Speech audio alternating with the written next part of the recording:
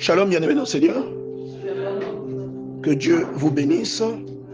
Bienvenue à Ministère Bethesda. Bienvenue à notre séance du mardi. Je rends grâce à Dieu pour le thème que nous avons commencé à développer ces derniers temps. Je rends grâce à ce Dieu-là qui est en train de nous apprendre la culture du royaume. Dis avec moi la culture du royaume. Je te sens un peu timide ce soir. Je prie pour que Dieu te donne la concentration qu'il faut, l'écoute, que tu écoutes avec les oreilles de ton cœur et non avec les oreilles de ta tête.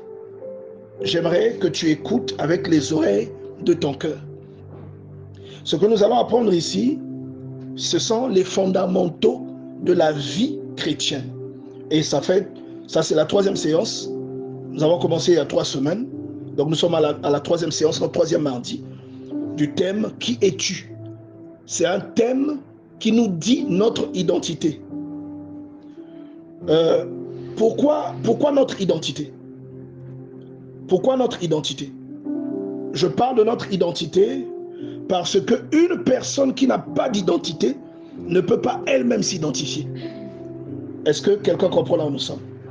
Si nous n'avons pas, si Anna Zoé ne sait pas qu'elle s'appelle une Kimbi, elle ne saura pas s'identifier. Elle ne saura même pas d'où elle vient. Et je vous ai pris l'exemple de certaines personnes. Si vous vous souvenez, lors des élections dernières en France, il y a eu un jeune qu'on appelait Tanguy. Qui se rappelle de Tanguy? Tanguy David, voilà. Qui disait des choses invraisemblables. Il disait des choses qui condamnaient les personnes de son appartenance ethnique. Parce que lui, dans sa tête, il appartient à une autre race. Vous comprenez ce que je veux dire? C'est une crise d'identité.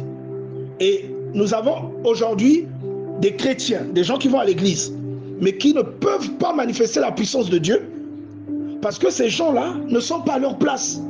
Ils ne mangent pas ce qu'ils doivent manger. Ils ne vivent pas comme ils doivent vivre. Ils n'ont pas la discipline qu'ils devraient avoir. Est-ce que quelqu'un suit? Lève la main si tu suis ce que je dis. Ils n'ont pas le mode de vie qu'ils doivent avoir. Ils vont là où ils ne doivent pas aller. Ils disent des choses qu'ils ne devraient pas dire et ils regardent des choses qu'ils ne devraient pas regarder. Il y a une réalité associée à la puissance de Dieu en chacun de nous.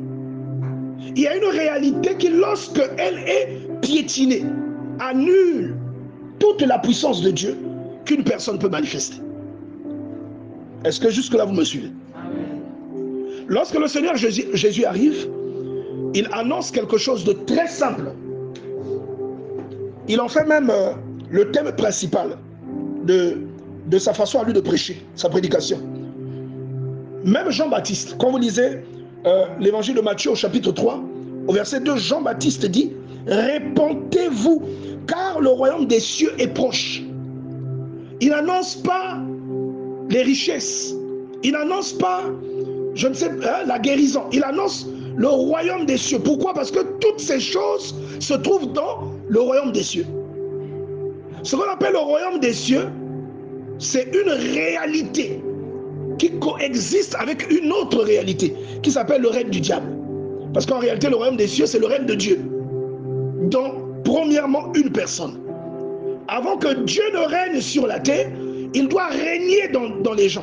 Avant que Dieu ne règne dans ta maison, il doit régner en toi. C'est toi qui donnes à Dieu la possibilité de régner dans ta maison. Est-ce que quelqu'un comprend? Quelqu'un va me dire, oh mais Dieu est tout puissant. Et moi je vais te dire, mais quand tu lis Exode chapitre 3, pourquoi est-ce que Dieu a besoin de Moïse pour accomplir la promesse qu'il a faite à Abraham? Il est tout puissant. Dieu aura toujours besoin de collaborer avec toi. C'est pourquoi la principale unité de collaboration de Dieu, c'est l'Église. Et l'influence de Dieu dans le monde passe par l'Église. Et l'Église, ce n'est pas seulement un bâtiment et 4 murs et un toit. L'Église, c'est un ensemble de personnes dans lesquelles Dieu règne. Je ne sais pas si tu comprends ce que je dis. Si Dieu ne règne pas dans les personnes qui constituent une église, cette église est faible. Voilà pourquoi j'ai l'habitude de vous interpeller, même sur nos caractères personnels, sur notre comportement. sur ce à quoi nous donnons la priorité. Il y a des personnes, on prie, mais on donne la priorité à l'impudicité. On prie, mais on donne la priorité à l'égoïsme. On prie, mais on donne la priorité à la méchanceté. On prie, mais on donne la priorité à la rancune. Dieu ne peut pas régner lorsque nous donnons accès à ces choses. Alléluia. Amen. C'est pourquoi il fait un travail. Et c'est d'ailleurs pourquoi on passe par le baptême. Parce que dans Jean chapitre 3, on nous parle d'une réalité. Nicodème est surpris de voir tout ce que Jésus accomplit. Il est surpris. Et il va voir Jésus de nuit. Et la Bible dit qu'il dit à Jésus, personne ne peut faire ce que tu fais si Dieu n'est avec lui. Donc en fait, il n'a jamais vu ça, ce qu'il voit chez Nicodème. Et maintenant, Jésus banalise, c'est-à-dire Jésus vulgarise le constat de Nicodème qui croyait que c'était exclusif à Jésus. Jésus lui apprend qu'en réalité, tout le monde peut devenir comme ça à condition de naître d'eau et d'esprit. Est-ce que tu comprends ça? Toi, tu n'as jamais trouvé que la réponse que Jésus donne par rapport à la question de Nicodème, tu n'as jamais dit, mais pourquoi il lui répond ça? Amen. Parce que Jésus comprend pourquoi il lui dit ça. Alléluia. Jésus comprend pourquoi Nicodème lui dit ça, mais personne ne peut faire ça si Dieu n'est avec lui. Automatiquement, il lui dit, si un homme ne naît d'eau et d'esprit, il ne peut voir le royaume de Dieu. Voir, ce n'est pas la visu. Voir, c'est expérimenter. C'est comme dans le livre d'Hébreux, il dit rechercher la paix avec tous et la sanctification sans laquelle personne ne verra Dieu. Ce n'est pas voir de visu, mais c'est vivre, c'est expérimenter, c'est illustrer, c'est manifester, c'est se mélanger avec. Vous voyez? Et donc, Jésus vulgarise. Il dit à Nicodème, si tu nais d'eau et d'esprit, en fait, tu peux voir le royaume des cieux. Et Nicodème lui dit, mais comment? Et là aussi, j'aimerais te dire, l'intelligence, et nous en avons eu des preuves l'année passée, en fin d'année, l'intelligence vient de Dieu. La Bible le confirme dans le livre de Job. L'intelligence vient de Dieu dans le livre d'Exode. L'intelligence vient de Dieu. C'est Dieu qui rend intelligent Betsalil. C'est Dieu qui rend intelligent, comment vous l'appelez? Oliab. L'intelligence vient de Dieu. Et vous avez constaté dans l'évangile de Luc au chapitre 24, verset 45, la Bible dit qu'il leur ouvrit l'esprit. C'est-à-dire la compréhension des choses de Dieu vient avec une ouverture spirituelle. Et cette ouverture dépend du spirituel, c'est-à-dire dépend d'un esprit. Cet esprit, vous le recevez quand vous naissez de Dieu, quand vous naissez du Saint-Esprit. C'est pourquoi une personne qui n'est pas née d'eau et d'esprit, cette personne-là, il y a des choses qu'elle ne peut pas comprendre. Il y a des choses qu'elle ne peut pas aimer, même quand elle sait qu'elles sont justes. Il y a des sacrifices qu'elle ne peut pas faire, même quand elle sait que ces sacrifices-là sont requis par Dieu. Elle tentera de faire ces sacrifices. J'ai parlé avec une bien-aimée cet après-midi, on a évoqué un peu ça. Les sacrifices qu'elle voudra faire, elle sait qu'ils sont justes, mais la personne sera essoufflée. Parce que les sacrifices-là viennent de son mental et non de son cœur. Les sacrifices-là ne viennent pas d'un produit de l'esprit. Nous avons parlé le samedi de Galates chapitre 5 verset 22. On a parlé des fruits de l'esprit. Et on a bien identifié pourquoi on appelle ça fruit. Parce que c'est le produit de quelque chose. Il y a des choses que quelqu'un manifeste dans la chrétienté. Il n'improvise pas ça. Il ne force pas ça. Il ne décide pas ça. C'est une conséquence. Dis avec moi conséquence. Il fut un temps où on allait en boîte de nuit. Il fut un temps où on avait beaucoup de copines. Il fut un temps où on n'avait pas de respect pour les aînés. Mais lorsque l'Esprit de Dieu est venu, même notre façon de nous habiller a changé. Est-ce que quelqu'un comprend cela? Notre façon de nous habiller a changé. On avait la critique facile. Mais quand l'Esprit de Dieu est venu, nous avons commencé à hésiter à donner une critique sur quelqu'un. Même quand nous étions convaincus que la personne était dans l'erreur, on choisit bien ses mots. Parce qu'on commence à comprendre, l'Esprit nous convainc. On commence à comprendre certaines réalités qui n'étaient pas accessibles lorsque l'Esprit de Dieu n'était pas là. Est-ce que vous comprenez ça? Lorsque vous voyez un passionné de Dieu, vous voyez quelqu'un pleurer parce qu'il lit la Bible, vous savez, les paroles, les versets ou les récits ou même les chapitres ou les psaumes, moi qui me font pleurer jusqu'aujourd'hui, je les lisais même quand je n'étais pas converti. Ça me faisait rire. Ça me faisait rien du tout. Mais après ma conversion, C'est comme si ces paroles ou ces écrits ont pris une autre connotation, une autre sonorisation. Lorsque je lis le psaume 90, que je vois Moïse en train de dire, c'est pourquoi il y a des choses que tu peux comprendre avec l'esprit et des choses que tu peux comprendre avec la tête, le cerveau. Et ce que tu comprends avec l'esprit reste gravé à l'intérieur de toi. Parce que c'est une compréhension profonde. C'est une compréhension où tu prends la chose, tu la tournes, tu la retournes, tu la retournes. Tandis qu'une personne qui comprend avec la tête comprend simplement la façade de la chose. Alléluia. Amen. Est-ce que quelqu'un comprend là où nous sommes? Amen. Donc il y a une différence entre comprendre la façade et comprendre la chose à l'intérieur de la nature de la chose. À l'intérieur de la profondeur de la chose. Celui qui voit le tabernacle, de loin, n'avait pas la même réaction que celui qui entrait dans le tabernacle, qui voyait le propitiatoire et qui pouvait entendre la voix de Dieu sortir du propitiatoire. Il n'avait pas la même crainte, il n'avait pas le même sens de responsabilité. Est-ce que vous comprenez ça? Non, entrer dans les choses de Dieu nous ouvre beaucoup de portes insoupçonnées. Tu vas apprendre à respecter même des fleurs. On ne t'a pas appris ça. Mais quand l'Esprit de Dieu vient, ça t'ouvre la compréhension de beaucoup de choses que tu sous-estimais, que tu soupçonnais. Tu vas apprendre à ne plus pouvoir détester quelqu'un. Tu ne peux plus, même si tu veux, tu ne peux plus détester la personne. Est-ce que vous comprenez ça? Donc aujourd'hui, il y a beaucoup d'entre nous qui ne manifestons pas la puissance que nous devrions manifester, simplement parce que nous ne connaissons pas notre nature. Nous ne savons même pas qui nous sommes. Si tu es un herbivore et que tu vas manger la viande, ça veut dire que tu ne sais pas que tu es un herbivore. Vous comprenez ça? Amen. Amen.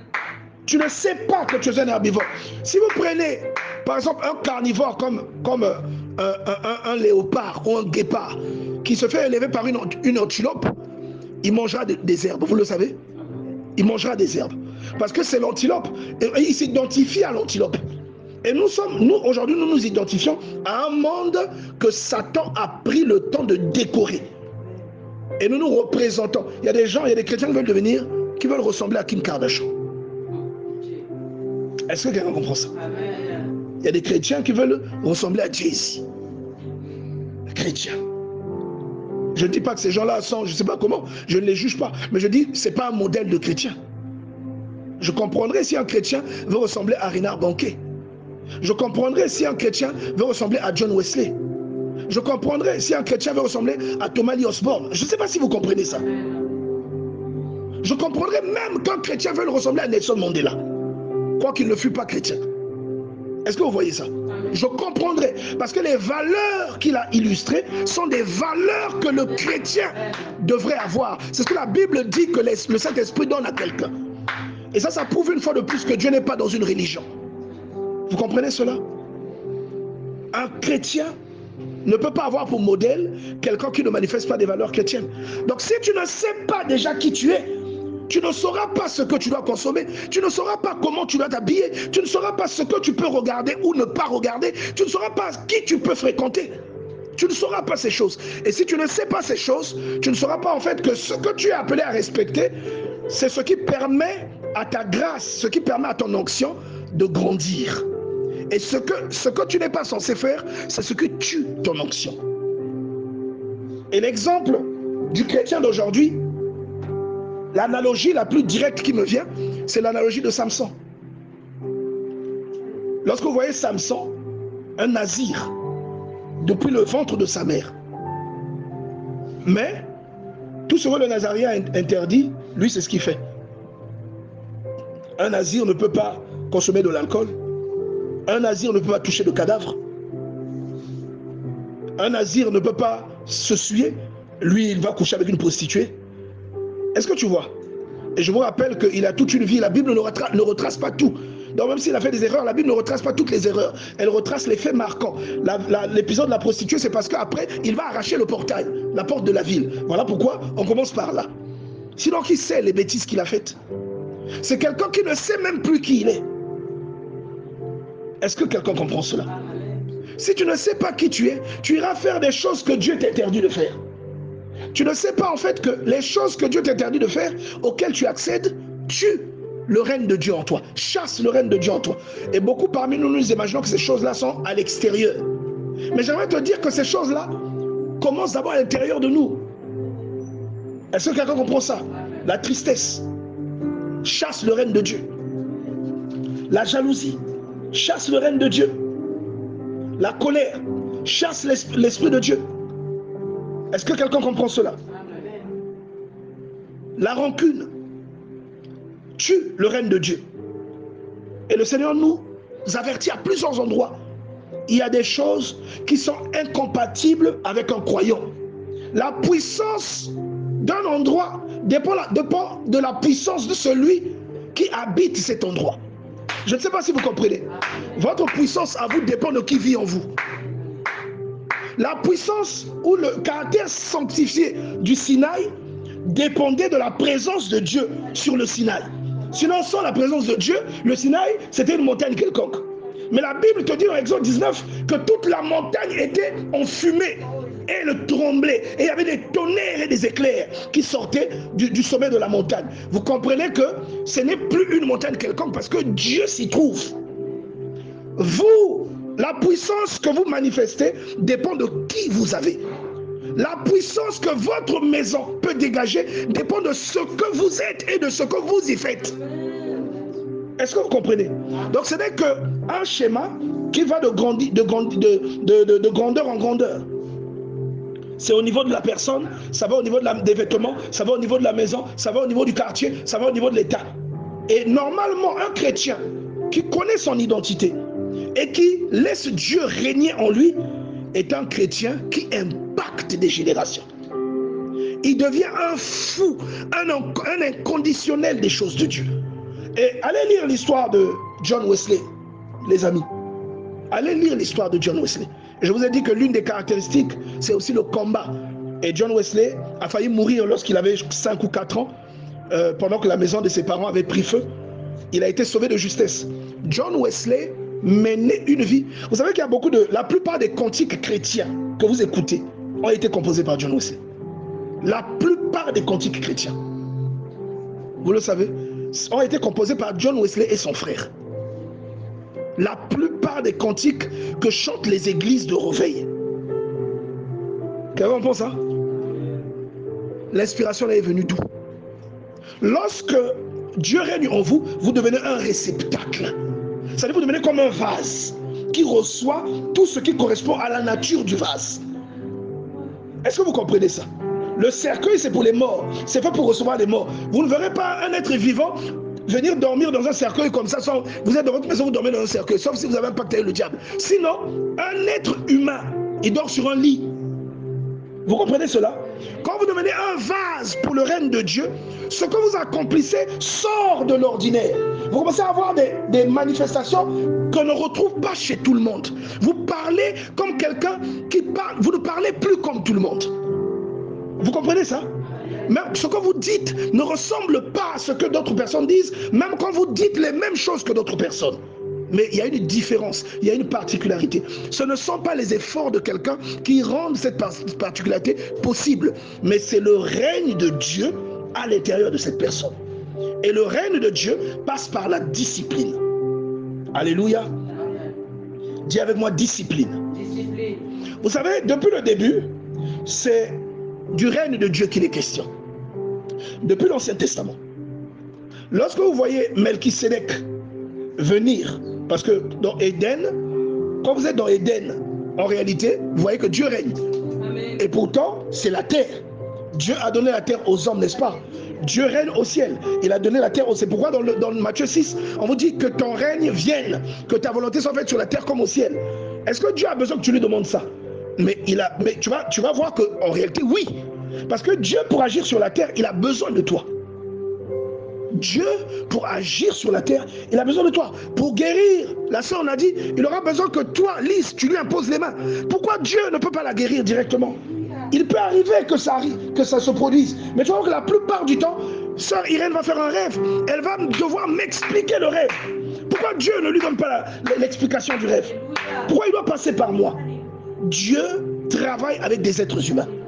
Donc, étant donné que Adam était en parfaite harmonie avec Dieu, c'est pour ça que vous voyez que Dieu régnait. Donc vous sentez le règne de Dieu dans le jardin d'Éden. Quelqu'un comprend ça? Vous sentez le règne de Dieu.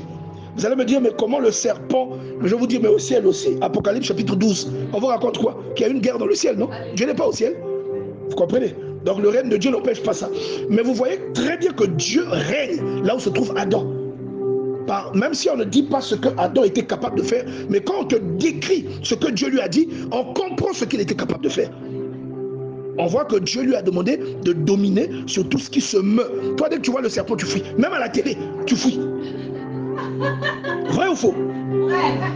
Quand Ève a vu le serpent, elle a fui. Mais toi, tu fuis. Dès que tu vois le serpent, même à la télé, tu as besoin de la chair de poule. Le serpent, mais il est à la télé. Même à la télé, tu ne supportes pas de regarder un serpent. Tu peux fixer ça ici, s'il te plaît? Fixe ça chez moi. Alléluia. Est-ce que quelqu'un comprend? Amen. Encore légèrement, s'il te plaît. Légèrement, un tout petit peu. Oui. Est-ce que vous comprenez ça?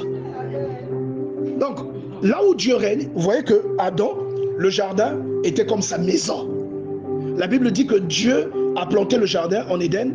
Il y a placé l'homme afin qu'il le gardât et qu'il l'entretint.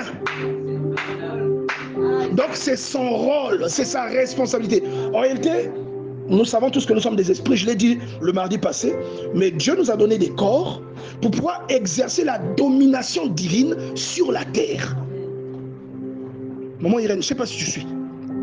En fait, toi, tu es censé exercer la domination de Dieu sur la terre. Donc, cette domination, elle va commencer en toi, après elle va se ressentir dans ta maison. Après, elle va se ressentir dans votre famille au sens large. Tu auras une domination. Tout le monde va reconnaître qu'il y a une particularité en toi. Et si, dépendant de là où Dieu veut t'emmener, ça peut monter jusqu'à d'autres niveaux. Comme tu as vu les Tibi Joshua, comme tu as vu les Oral Robert. Est-ce que tu vois un peu? C'est ça. Donc, bien aimé, le simple fait de ne pas connaître ces détails nous cause du retard. En fait, par exemple, celui qui est végétarien, il ne peut pas manger de la viande, n'est-ce pas? Non, je suis vegan, il ne peut pas manger telle chose. Vrai ou faux? Mais si, imagine un peu que c'était de naissance, qu'on est comme ça. Ou encore, imaginez que votre enfant est allergique au chocolat. Vous le savez, mais lui ne le sait pas. Il ira manger du chocolat, ça va le tuer. Je ne sais pas si vous comprenez ça. Il ira manger du chocolat et ça va le tuer. C'est comme ça que les chrétiens sont. Sauf que nous mourons, mais seulement nous sommes vivants. Et on ne comprend pas qu'on est mort. Dieu a dit à Adam, le jour où tu mangeras de cet arbre, tu mourras. Mais pourtant, Adam était toujours là. Mais tu vois bien qu'Adam n'était plus vivant. Vous comprenez ça? Donc, le simple fait de ne pas savoir qui tu es, tu vas manger ce qu'il ne faut pas manger. Tu vas regarder ce qu'il ne faut pas regarder. Tu vas écouter ce qu'il ne faut pas écouter. Et tu vas dire ce qu'il ne faut pas dire. Vous avez même remarqué, quand vous faites l'introspection, il y a des choses, lorsque c'est vos amis qui les font, il y a une impunité totale. Mais dès que c'est vous, la même nuit, vous devez faire un rêve où on vient vous faire des remarques. Qui a déjà remarqué ça? Je vois que nous tous, n'est-ce pas? Je n'ai pas entendu ton amen. Tu as levé la main, mais ceux qui t'écoutent derrière cet audio, ils ne sauront pas que tu as levé la main. Donc il faut plus réagir. Quand tu lèves la main, tu dis amen pour qu'on sache que je ne suis pas le seul à vivre ça. Alléluia. Amen. C'est cela. Et c'est ce qui se passe, je vous assure. Comment tu vas conserver le divin en toi si tu ne connais pas tes ennemis, si tu ne les as pas identifiés, si tu ne sais pas que la colère c'est ton ennemi, si tu ne sais pas que la haine c'est ton ennemi, si tu ne sais pas que l'impudicité c'est ton ennemi, si tu ne sais pas que la pornographie c'est ton ennemi, si tu ne sais pas que... Je ne sais pas si vous comprenez ce que je veux dire. Comment tu sauras si tu n'es pas au courant? Comment tu éviteras de tomber dans certaines choses? Et normalement, toute l'instruction se trouve, l'instruction des enfants de Dieu, toute l'instruction se trouve ici, là, dans ce bouquin. Toute l'instruction est ici. Donc tout ce que tu dois savoir se trouve là-dedans. Pour savoir comment marcher, Que regarder, que manger, ça se trouve là-dedans. Comment te comporter, ça se trouve là-dedans. Il y a des fois où tu es triste et tu ne sais pas pourquoi tu es triste. Alors que tu es triste parce que tu ne pries pas, mais tu ne le sais pas. Tu as de la mélancolie, c'est comme si tu n'es pas bien. Oh non, je fais la dépression. C'est pas la dépression, c'est parce que tu ne pries pas. Vrai ou faux? On acclame le Seigneur, s'il te plaît.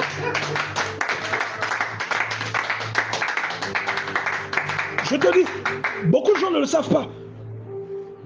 C'est parce que tu as fait 2 jours. Tu t'es pas mis à genoux. Et tu commences à sentir, c'est comme s'il te manque quelque chose. Tu as envie de pleurer. C'est ça. Donc, regardez, depuis le tout début, il est question de règne. Il y a des exploits que vous voyez les patriarches exécuter. C'est parce qu'ils ont laissé accès à Dieu. Ces exploits-là sont des types. En fait, leur rencontre avec Dieu sont des types de ce que le règne de Dieu est. Quelqu'un comprend cela? Ce sont des types. Quand vous voyez la rencontre d'Abraham et de Melchisédek, ce qui se passe entre eux, c'est un type du règne de Dieu qui est transmis à un être humain. Je crois que j'ai l'habitude de parler de ça. Je pense que vous comprenez ce que je veux dire. Vrai ou faux? Qui ne comprend pas? Y a-t-il quelqu'un qui ne comprend pas? Alléluia. Amen. N'aie pas honte. Si tu ne comprends pas, lève la main. Moi, je vais t'expliquer. Alors, je vais lire Genèse chapitre 15. La Bible dit, après ces événements, la parole de l'Éternel fut adressée à Abraham en ces termes. Non, Genèse chapitre 14. Désolé. Verset 17. Après qu'Abraham fut revenu vainqueur de Kedorlaomer et des 3 rois qui étaient avec lui, le roi de Sodome sortit à sa rencontre de la vallée de Chavé qui est la vallée du roi. Maintenant on regarde le verset 18. Melchisédek, roi de Salem, fit apporter quoi? Du vin et du pain. Bon, du pain et du vin dans le bon ordre. Il était sacrificateur de qui? Du Dieu très haut. Le livre d'Hébreux nous présente Jésus comme qui? Comme le sacrificateur de qui? Du Dieu très haut. Jésus nous a apporté quoi? Le règne de Dieu. Il nous l'a apporté comment? Qui se rappelle de la référence? Matthieu, chapitre 26. On peut lire? Matthieu, chapitre 26. On va aller au verset 26. La Bible dit, je vous dis que depuis le début, il est question du règne. Parce que c'est ici que le règne commence à être légué, non? Il nous lègue sa vie, son esprit. Donc, on mange son corps, son sang, c'est la vie de Dieu. Puisque Lévitique te dit, l'âme de la chair est dans le sang. Donc, si tu bois le sang de quelqu'un, c'est comme si son âme vient en toi. Est-ce que tu comprends? Donc, quand on te dit que tu as bu le sang de Jésus, qu'est-ce qui est venu en toi? Vous comprenez ça? Or, la vie de Jésus, c'est la vie de... Non, vous êtes timide. C'est comme si vous n'étiez pas sûr de la doctrine. Alléluia. Matthieu 26, 26. Pendant qu'il mangeait, Jésus prit du pain. Genèse 14, verset 17. Le sacrificateur Melchisédek. Ici, le sacrificateur Jésus, par excellence. Jésus prit du pain. Et après avoir rendu grâce, il le remplit et le donna aux disciples en disant, prenez, mangez, ceci est mon corps. Donc le pain que Melchisédek a donné à Abraham, c'était quoi? C'était le... Alléluia. J'ai l'impression que vous êtes perdus. Hein? Non. Verset 27. Il prit ensuite une coupe et après avoir rendu grâce, il la leur donna en disant, buvez-en tous, ceci est mon sang. Le sang de quoi? De l'alliance. Est-ce que vous comprenez ça? Amen. La vie de Dieu est entrée. Donc vous comprenez que même Abraham, lorsqu'il croise Melchisédek dans Genèse 14, au verset 17, ce qui se passe là-bas, c'est ce que nous venons de lire ici. C'est pourquoi Abraham, à partir de là, vous voyez qu'il n'est plus comme tout le monde. Il habite comme un étranger dans un pays. Et les étrangers là le craignent. Plutôt les autochtones le craignent. C'est-à-dire les autochtones craignent l'étranger. C'est une preuve de domination. Est-ce que quelqu'un comprend cela? Amen. C'est une preuve d'autorité. Une preuve de distinction. Est-ce que tu comprends? Amen. Il y a des choses que vous ne manifestez pas parce que vous le voulez. Vous les manifestez parce que vous savez seulement qui vous êtes. C'est tout. Est-ce que tu sais qui tu es? Demande à ton voisin, qui es-tu? Qui es-tu? Est-ce que tu sais qui tu es? Si tu sais qui tu es, il y a même des maladies qui peuvent entrer dans ta maison. Parce que toi, tu sais qui tu es. Ces maladies-là ne joueront pas, ou encore ces maladies-là n'iront pas au terme de leur mission. Il y a des maladies qui viennent pour tuer. Mais lorsque vous savez qui vous êtes, le terme, le but ultime de la mission que la maladie est censée accomplir ne sera pas atteint. Parce que vous savez qui vous êtes. Quand vous lisez le 2e livre des rois au chapitre 20, on vous parle de Ézéchias qui est tombé malade. Ésaïe est venu lui dire, tu vas mourir. Tu ne descendras pas ton lit, donne des ordres à ta maison. Mais Ézéchias savait qui il était. Il savait à qui il appartenait. Il savait qui il avait en face de lui. Et qu'est-ce qu'il a fait? Parce qu'il avait su qui il était et que toute sa vie, il avait marché en sachant qui il était. Il a rappelé à Dieu comment il avait marché. Il a dit à Dieu, souviens-toi que j'ai marché devant toi avec fidélité de cœur. Le grand-père d'Ézéchias avait perverti le peuple. Et ils étaient rois avant lui. Quand il est arrivé, il a renversé tout ce que ses aïeux avaient fait. Il a chassé les prostituées. Il a rétabli le culte unique. Il a fait beaucoup de choses. Et il a rappelé à Dieu, souviens-toi de comment j'ai marché devant toi, avec fidélité le cœur. Et la Bible dit que Dieu a dit à Ésaïe, retourne là-bas, va lui dire que je lui ajoute 15 ans de vie. Il savait qui il était. Alléluia. Nous devons savoir qui nous sommes. Demande encore à ton voisin, qui es-tu? Qui es-tu? Est-ce que quelqu'un comprend là où nous sommes? Donc, le règne, je vous donne un autre exemple. C'est des exemples que j'ai déjà pris ici. Vous lisez Exode chapitre 12. Vous allez comprendre qu'il s'agit également d'une forme d'illustration du règne de Dieu dans son peuple. Ce qui fait, c'est-à-dire le peuple devient tellement convaincant de la puissance de son Dieu que le roi, l'autorité de ce pays, ne peut plus les retenir. Est-ce que vous comprenez? Pourquoi? Parce qu'ils ont mangé un agneau et qu'ils ont bu du sang de cet agneau. Ça vous rappelle quelque chose?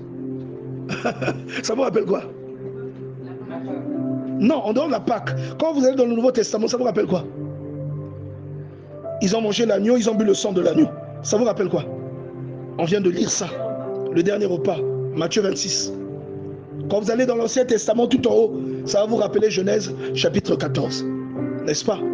C'est la même chose. Chaque fois que Dieu a voulu communiquer quelque chose, c'est passé par un repas qu'il a fait prendre à Abraham, qu'il a fait prendre aux enfants d'Israël, qu'il a fait prendre aux apôtres. Est-ce que quelqu'un comprend cela? Donc, dis avec moi le règne de Dieu. Et vous allez remarquer que c'est comme ça que le règne a commencé à se manifester. Donc, Jésus dit une chose très simple à Nicodème. Il dit à Nicodème que si quelqu'un ne naît d'eau et d'esprit, il ne peut voir le royaume de Dieu. C'est-à-dire, il ne peut pas expérimenter le règne de Dieu. Donc, ça veut dire quoi? Et j'ai l'habitude de dire que beaucoup d'entre nous, nous avons des conversions inachevées. C'est-à-dire, beaucoup on a été baptisés seulement d'eau, mais pas d'esprit. Alors que les deux sont censés être comme deux faces d'une pièce. Les deux sont parfois simultanés, ou parfois l'un vient après l'autre. Mais les deux sont censés te conduire. Est-ce que vous comprenez ça? Autant on te plonge dans de l'eau, autant tu es plongé dans Dieu. Donc, autant tu nais d'eau, autant tu nais de l'esprit. Et une fois que tu es né de l'esprit, bon, regardez, vous êtes né de vos parents. Alléluia. Vous sentez là, vous voyez là où je viens? Vous êtes né de vos parents. Il n'y a pas longtemps, je disais à ma femme que c'est bizarre, tu ressembles aussi à ta grand-mère. Parce que sa grand-mère a engendré son père. Son père l'a engendré, mais elle ressemble aussi à sa grand-mère. Donc elle ressemble à l'un des frères de son père. Vous voyez? Elle est née de ces gens-là. Elle est née charnellement de ces gens-là. Alléluia. Quelqu'un comprend là où je suis? Maintenant, imaginez que vous naissez d'esprit. Vous allez manifester quoi?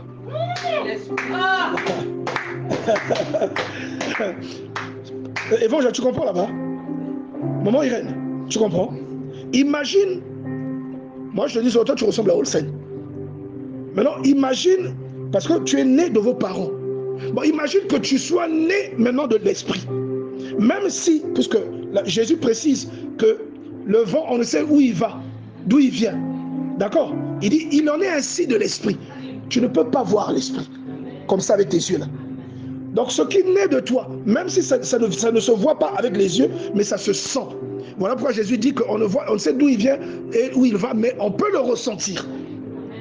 Donc là où tu es, même si tu ressembles à tes frères et à tes sœurs, mais si tu nais d'esprit, tu commences à ressembler à Dieu.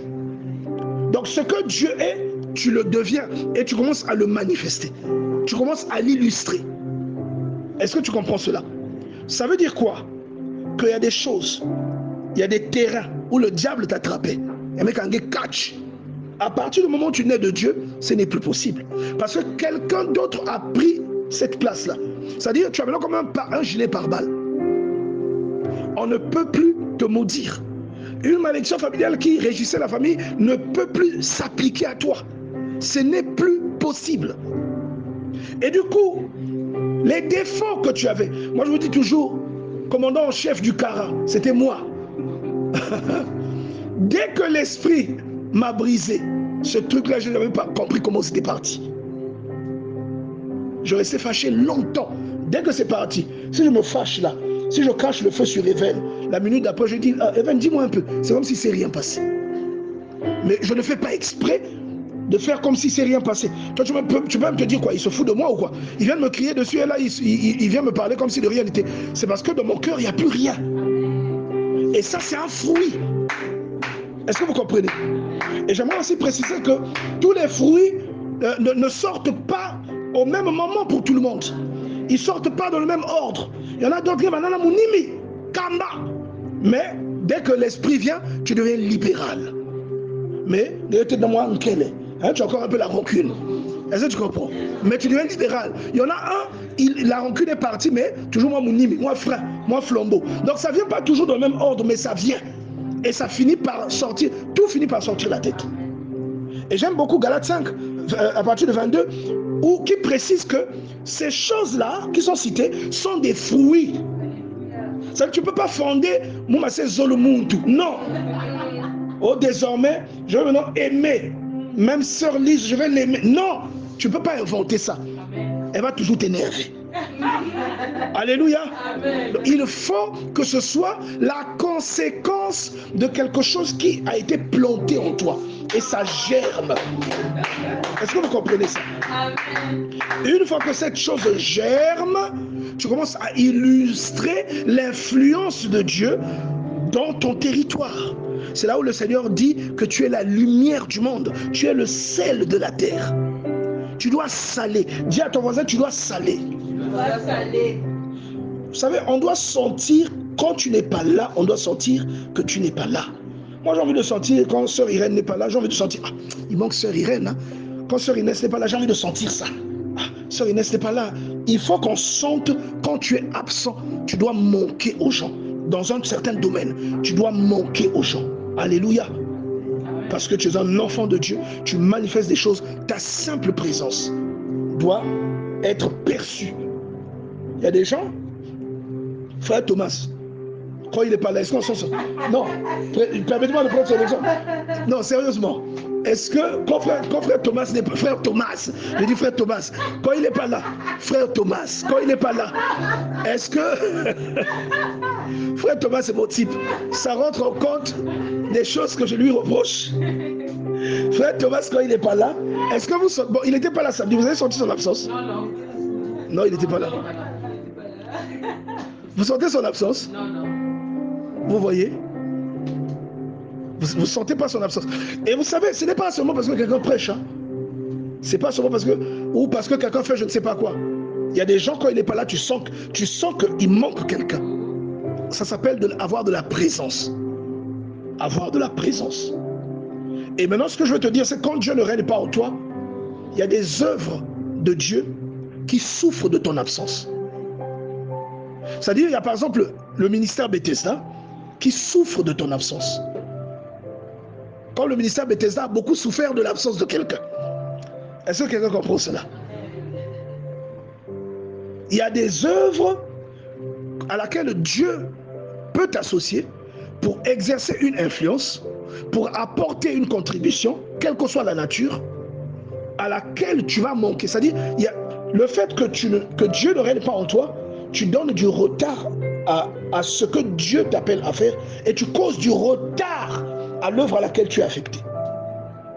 Et je prenais un exemple cet après-midi, je disais, imaginez un seul instant qu'avec toute cette grâce que Dieu a mis au milieu de nous, que nous sommes en train de partager cette connaissance ensemble. Et nous ressentons même quand nous partageons ces moments que Dieu est au milieu de nous. Imaginez maintenant que moi, je sois égoïste au point où je vais m'attraper une copine. Vous savez très bien que si je m'attrape une copine, alléluia,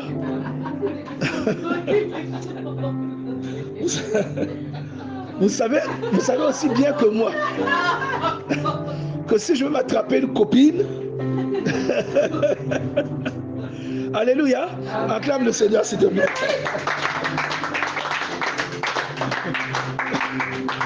Est-ce que vous vous rendez compte de la gravité de ce que ça va représenter? Pourquoi? Parce que même les choses que je dis, je ne pourrai plus les dire. Même si je veux les dire, elles ne sortiront plus comme elles sortent maintenant. Parce que ces choses ne viennent pas de moi. Elles viennent d'une source. Rappelez-vous de ce que Jésus dit dans l'évangile de Jean. Celui qui boit de l'eau que je lui donne, des sources d'eau jailliront en lui jusque dans la vie éternelle. Est-ce que vous comprenez ça?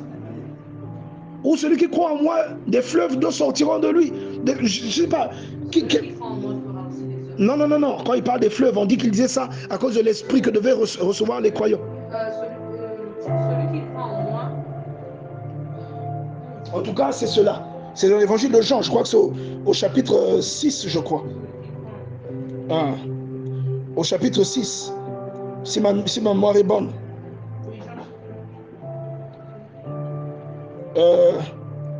On va lire ça. C'est Jean chapitre 7. La Bible dit, Jean chapitre 7, verset 38, il dit, « Celui qui croit en moi, des fleuves d'eau vive couleront de son sein, comme dit l'Écriture. » Et la Bible dit au verset 39, « Il dit cela de l'Esprit que devaient recevoir ceux qui croiraient en lui, car l'Esprit n'était pas encore, parce que Jésus n'avait pas encore été glorifié. » Donc, je cite cela pour dire que une fois que tu as reçu cet esprit, ce que tu dis vient de cet esprit. Quand tu mélanges cet esprit à autre chose, tu fais tarir cet esprit. Donc si moi je vais m'attraper une copine, même si je serais content d'avoir une copine, je vais me retrouver, mais je vous garantis que ça va tuer ce que je fais.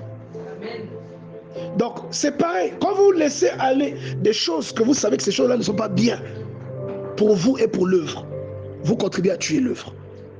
C'est-à-dire, vous jetez des gouttes d'arsenic, des gouttes de poison dans l'œuvre. C'est-à-dire, quand vous êtes conscient que vous... Toi, tu vas apprendre le piano, non? Quand tu es conscient que tu dois apprendre le piano, mais que tu ne retiens pas, ou bien que tu n'es pas assidu. Moi, je suis content de te voir parce que je vois que tu es assidu. Quand tu n'es pas assidu, tu vas donner du retard parce que le jour où Evangile n'est pas là, le jour où la soeur Inès n'est pas là, nous, on va compter sur toi. Est-ce que tu comprends? Donc, si tu n'es pas assidu, ce jour-là, qu'est-ce qu'on fera? Boomer. Tu vas nous donner du retard. Donc c'est pourquoi chacun à son poste doit se sentir responsable pour l'œuvre. Chacun à son poste doit apprendre parfois à laisser ses émotions derrière pour favoriser et prioriser l'œuvre. Est-ce que quelqu'un comprend? C'est-à-dire chacun à son poste doit se dire ah non, mais soit na bagala mounou. Ah, vous bien me la prière. Il y a des choses comme ça. Hein? On t'a tellement dit une parole qui t'a blessé, tu es tellement triste que tu dis ah j'irai pas, tu restes à la maison. Toi tu dis que je vais leur épargner la lourdeur, c'est ça ton excuse. Mais Satan là où il est là, bravo, il va t'acclamer avec un verre de vin à côté, bravo, parce qu'il sait que toi ta présence apporte quelque chose.